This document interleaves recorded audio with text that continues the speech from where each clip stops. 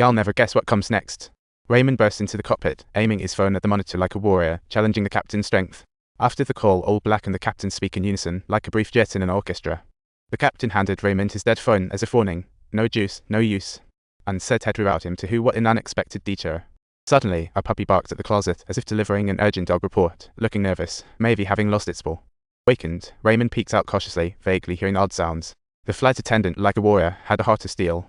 And out at letter 3C8 plus a minus span 3 out I circumflex crawl until the letter 2BD out U grove Chinese letter turned direct reflex a quarter W O grove out U acute E grove Y acute O grove until the O circumflex U acute letter 3F8 half O stroke 3 O out pound sign I civic letter 4B72 O out dot paragraph on time copyright pound micro divide by O A tilde divide by a half with the commotion escalating a quarter O grove letter 3C8 as the commotion intensified pound popping up out letter 3C8 U out to cease to civic A out swell pound noticed the noises and turned their heads O tilde circumflex or I out letter 3CA sensing the strange noise, turned around pound fearing they might be the next stars of the show or letter 3CA fearing being the next involved pound net sign a quarter Zelda ikid u grov times omout is circumflex y acute symbol 36CH plus a minus band 3 omout a grov bray 1267 pound copyright. Raymond cautiously opened the curtain, finding a zombie buffet inside, nearly giving him a heart attack. Gruesome. Luckily, he had exceptional mental strength. Seeing the situation spin out of control, Raymond's chest tightened. Passengers grew anxious, like a plane nearing its peak.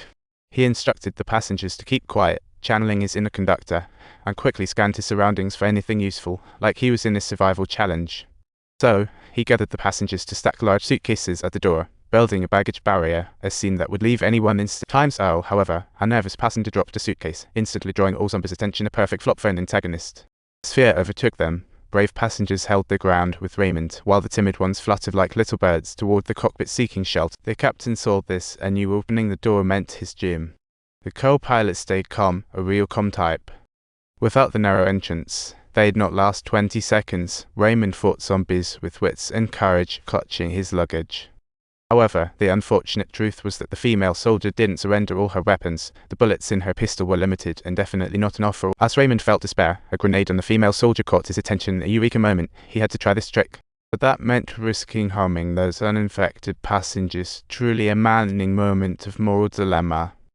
In the end, under the female soldier's tacit gaze, Raymond decisively pulled the pin and held the grenade toward the cabin side like a frisbee, a true throwing master. The next second, influenced by the air pressure, most of the zombies were sucked out of the cabin, like a magical act called rapid passage cleaning. Raymond stood up, saw the zombie crisis resolved, and fastened seatbelts for himself and the female soldier. Just as he breathed a sigh of relief, a lone guest appeared. He was left to face off with the guest until the plane crash landed near the Who. Talk about a curtain drop. Raymond hung from his seat, surviving by sheer luck, while the female soldier was nowhere to be found.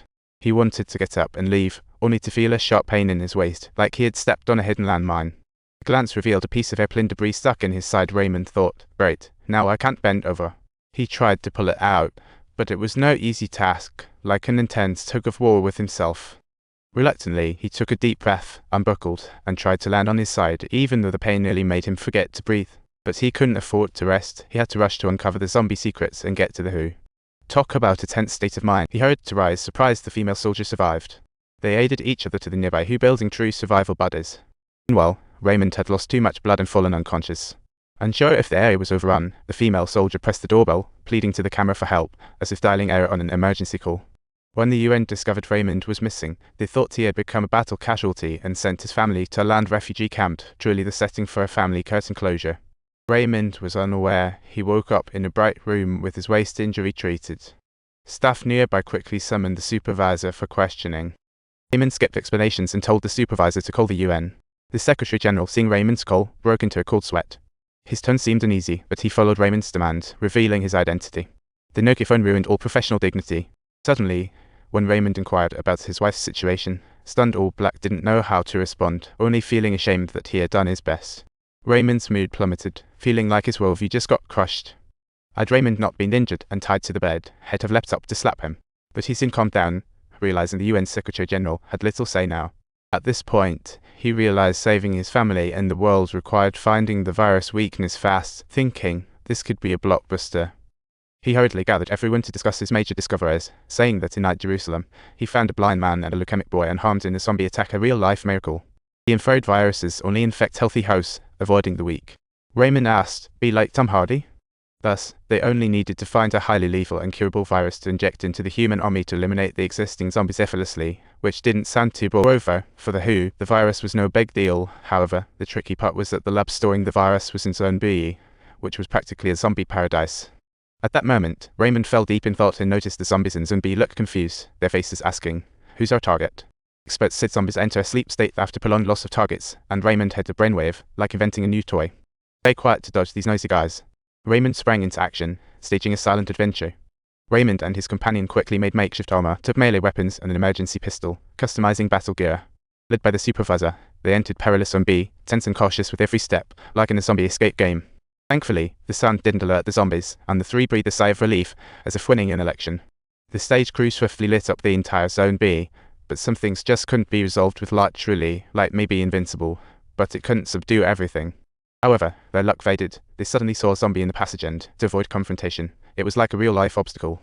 The supervisor tried to use a nearby room to escape, but the loud door drew zombies over, making the trio feel Pig's show was back. Reluctantly, they barely opened the door, accidentally awakening all zombies in Zone B, which slowly approached as if eyeing a tasty dinner. Seeing this, Raymond decisively jammed the door with an axe, gearing up for a no-budget battle.